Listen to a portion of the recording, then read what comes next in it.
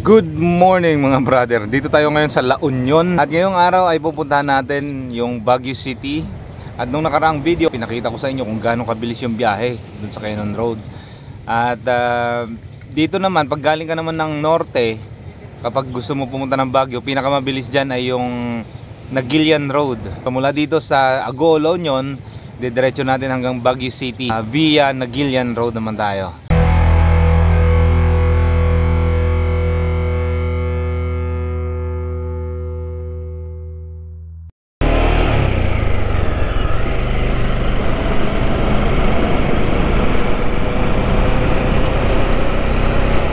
Dito pala dumadaong yung mga bangkero. So siguro pwede kayo makapamili dito na medyo mumurahing mga isda. Dami oh. Ito ginagawang tuyo.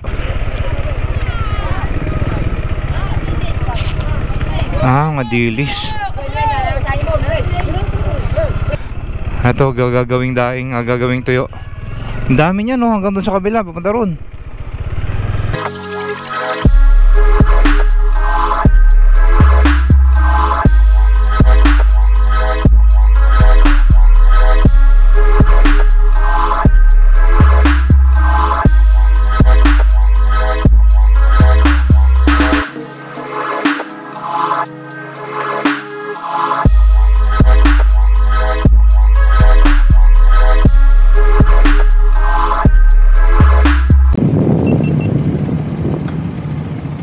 So dito na tayo sa kanto papunta ng Baguio. Dito sa pakanan na to, dire-diretso na lang yan. Ito na bali yung Nagilian Road papunta ng Baguio City. Ito na yung pinakabungad bale.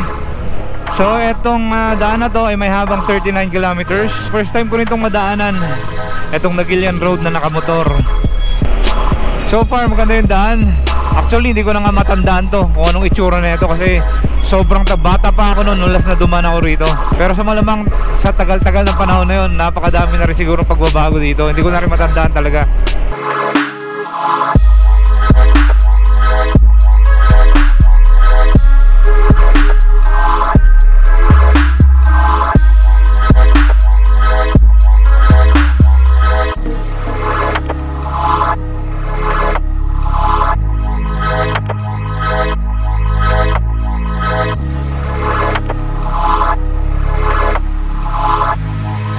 Tsaka malilim.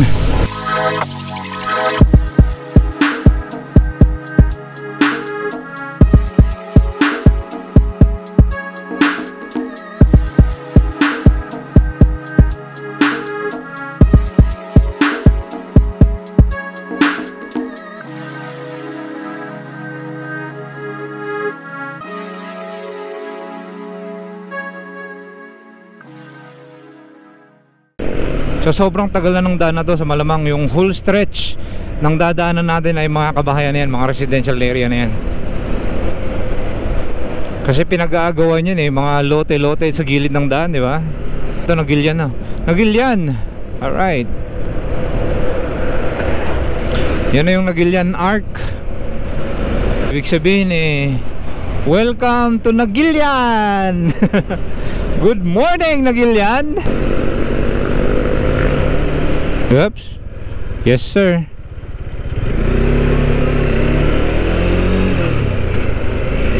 Poblasyon ng Nagilian. Papa-change oil lang ako saglit. Pa-change oil lang. Ito yung municipal hall ng Nagilian. Pinaka-ideal talaga na magpalit ng oil dito sa Dominar. Mga 1,000 to 1,500. Kasi pag umabot na yan ng 2,000, like literal ramdam na ramdam mo na napakaganit ng takbo niya.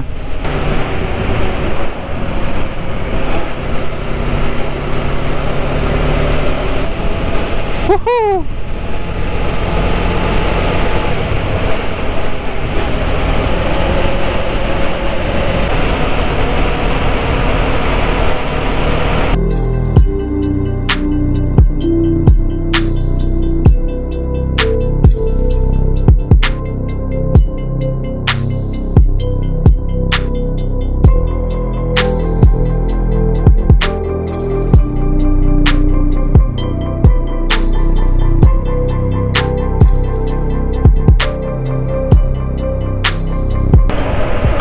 Alright, pangalawang bayan na tayo. Dito na tayo sa Municipality of Burgos, La Union. Ito na yung arko.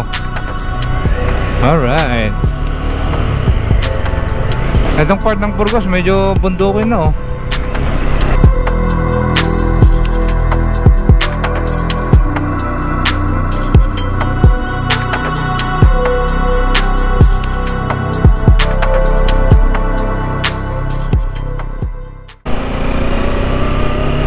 Whoa! Boy, oh boy!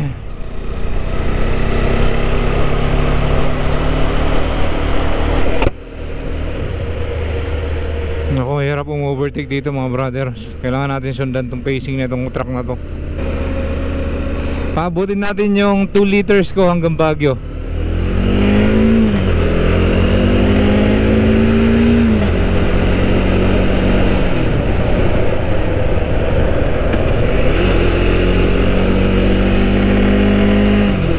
Hoy! Ang ganda na rito. Teka lang, oh. Ayan, oh.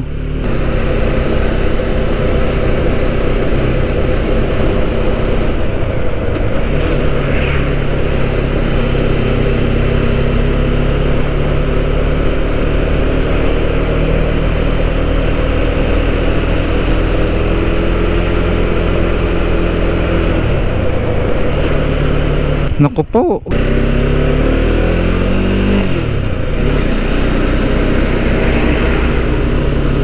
$39 itong inaakyat natin, itong binabaybay nating daan na to. Itong 39 sa lagay na ito ay katumbas yan, doble, diba? Bukod sa mga kurbada na to, parang may traffic din eh. Weekday pa ngayon, paano pa kung weekend yan? Pangalawang bus na makakasalubong natin. Tasa natin. Burgos pa rin to.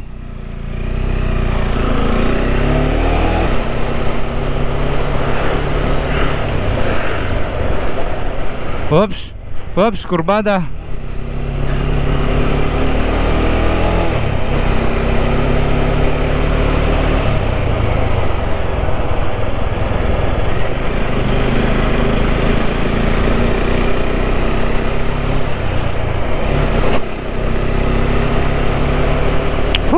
Lilim naman, sarap. Ito na yung arko ng La Union. Ito naman yung marker ng Sablan.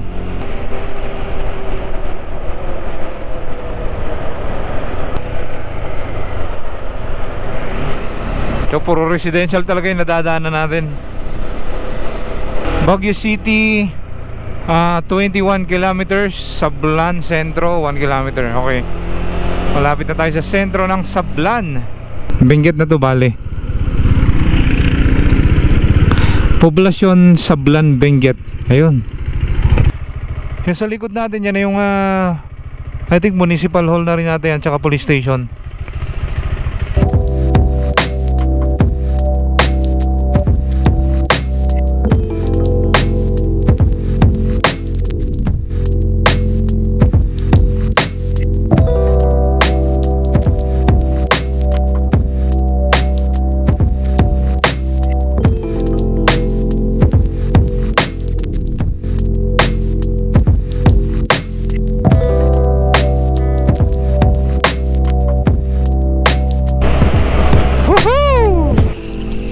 Sablan pa rin tayo.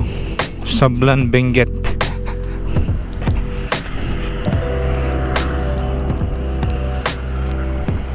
So gaya ng sabi ko sa inyo, sa tagal na ng daan na itong nagawa, nauna pa to sa Cannon Road, ano? Ito yung pinakaunang daan, pinakaunang access road na nagawa papuntang Baguio City, itong Nagilian Road. Actually ang pangalan talaga na ito ay Quirino Highway, kaso nga lang mas kilala to na Nagilian Road kasi yun yung tawag talaga kahit noon pa. So hanggang ngayon ganun pa rin yung tawag.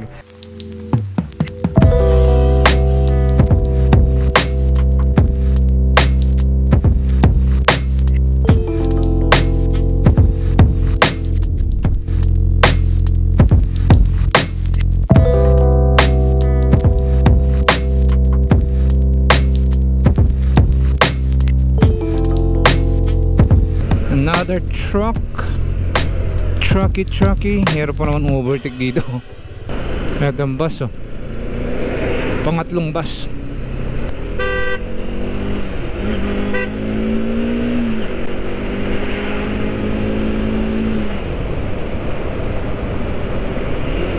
Nakachamba rin, diba?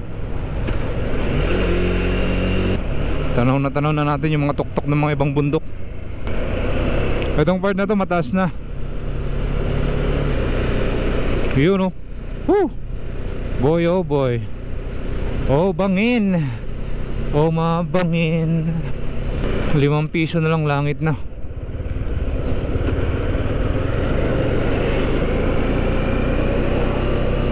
Kwentong traffic tayo dito ngayon, ha. Sa Marcos Highway ganito rin naman, kaso nga lang parang mas malala dito, eh. Oh, taas. Banangan. Ayan, Banangan Beauty kata to. Pakita ko sa inyo gano'ng kataas. Yun. Natatanaw na natin literal yung mga tuktok ng mga bundok dito dinaanan natin. Ayan yung daan, no.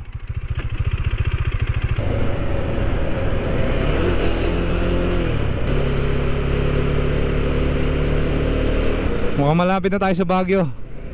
Kasi asfaltado na yung daan, eh.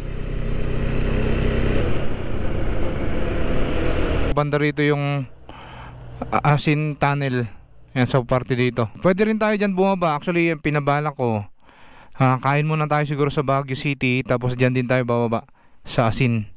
Susubukan natin maligo dun sa may Hot Spring Resort dyan. Ito na yung papunta ng Asin Tunnel, yan, o Asin Road. Pababa tayo dito mamaya. Punta muna tayo sa Burnham Park, ang tagpuan ng mga sawi at mga may pighati sa buhay. Ang Burnham Park. Ganda ng view, mga brother, oh.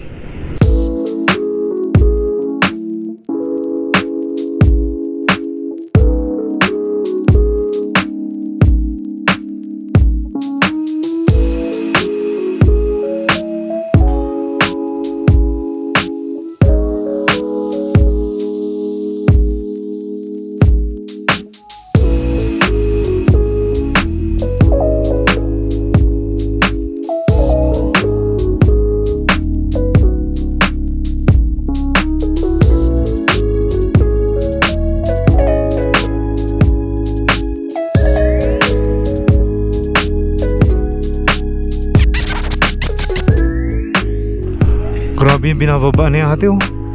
Nandun yung bahay nila sa taas. Grabe, airport. A4 airport ang pagbaba dyan, pag-akyat. Ayan yung Marcos Highway. Ayun, oh. Kitang-kita mo na rito. May kainan dito.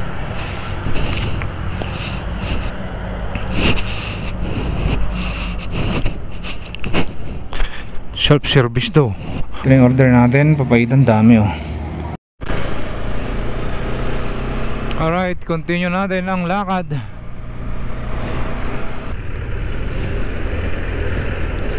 Legend Arc, the legendary arc of Baguio. Sige kuya, isingit mo, isingit mo.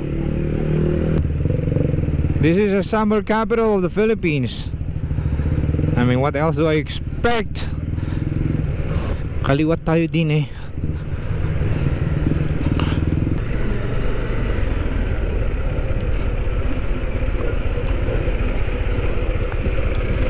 Grabe yung traffic, oh. I think magbabago yung plano natin sa lagay na ito sa Baguio City. Kasi sabi ko sa inyo kanina, dadaan tayo sa Asin Tunnel, di ba? Ngayon magbabago na yung plano dahil sa gantong galawan ng traffic. Mukhang matatagalan tayo ng konti dito. Diretso na natin sa Cannon Road ulit. Bababa tayo sa Cannon Road.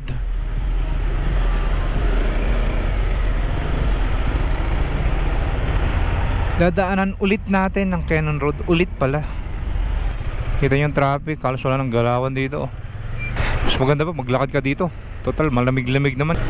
Siyempre mas mabilis pa yung lakad mo kaysa sumakay ka ng taxi. Ay, may bumabalik pa, ayun na ituloy. Meron palang event, kaya pala Pero kahit walang event dito, nagkaka-traffic talaga rito eh. Medyo humaba yung rides natin, ano? Kasi nag-extend ako sa Cervantes ng isang araw na nag-stay ako doon. Kasi nawili ako doon sa hot spring. Pabalik-balik ako doon sa hot spring doon, naglulublob ako. So ngayon pa lang tayo makakauwi bali. Actually bumalik lang ako doon sa Bawang eh. Nasa Agoo, La Union na ako, doon ako nag-overnight.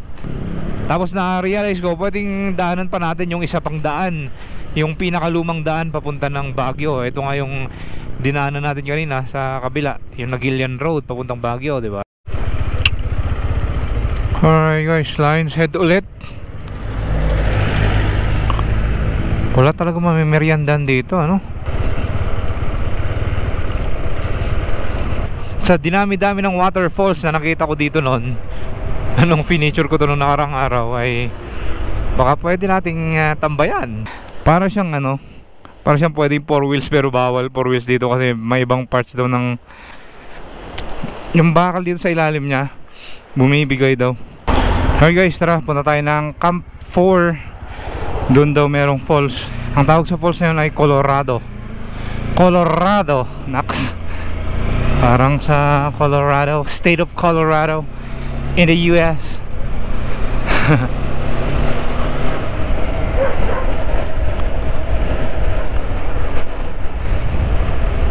So hindi ko alam kung Camp 6 to o Camp 7. Kasi babaan na to eh.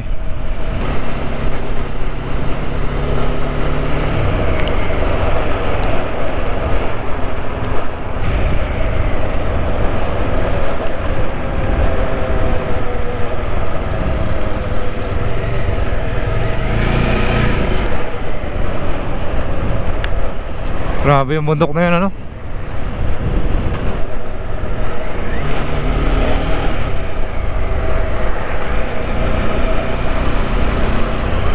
Yun.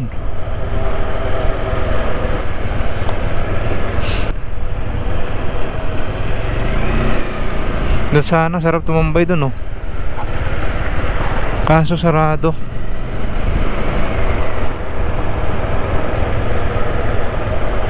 May tulay uli rito. Tanan.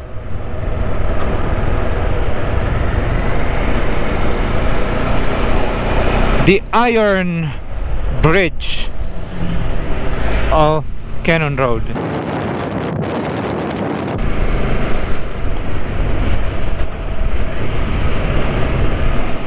I mean literal tong dinadaanan natin, gorge. Sana to sa pinakamagandang gorge road na nadaanan ko.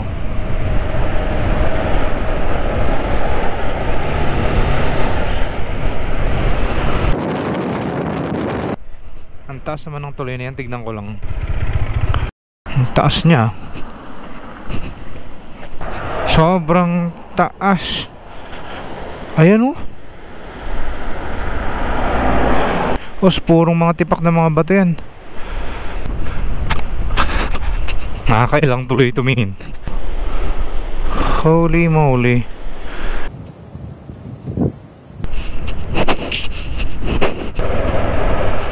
Ito na yung Camp 4 ata to. Ito malalim din na tulay ito guys. Kaso sa Colorado Falls bawal din pala maligo. Sabi sa akin nung tinanongan ko doon kanina. Oh wow.